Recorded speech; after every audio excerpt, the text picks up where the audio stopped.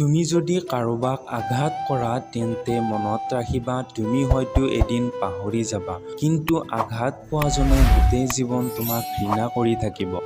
যিজনক তুমি কাষত পাইছা সেইজনক মূল্য দিবলৈ শিকা, সন্মান কৰিবলৈ শিকা, কাৰণ এবাৰ হেৰাই গ'লে হাজাৰ কান্দিলেও তাক কোনো দিনেই উভতাই নোপোৱা। কিবা এটা পোৱাৰ আনন্দ মাত্ৰ কেইটিমান মুহূৰ্ত বা কেইটিমান দিনৰ বাবেহে থাকে, কিন্তু নোপোৱাৰ বেদনা গোটেই জীৱনটো থাকে। যিকোনো এটা সৰু মিছা কথাৰ কাৰণে সম্পৰ্ক এটা হেৰুৱাটো বহুত সহজ, কিন্তু পিছত হাজাৰটা সঁচা কথা ক'লেও সেই সম্পৰ্ক ঘূৰাই পোৱাটো বহুত কঠিন।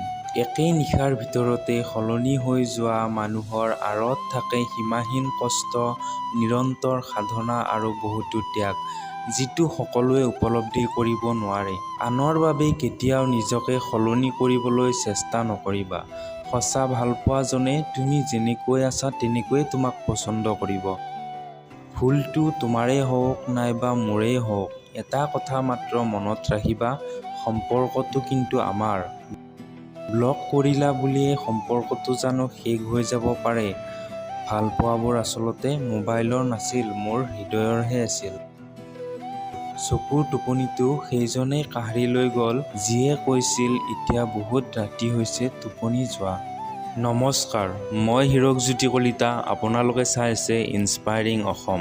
যদি আপোনালোকে মোৰ ভিডিঅ'বিলাক চাই ভাল পায় তেন্তে আমাৰ পৰিয়ালৰ সদস্য হ'ব বুলি আশা কৰিলোঁ।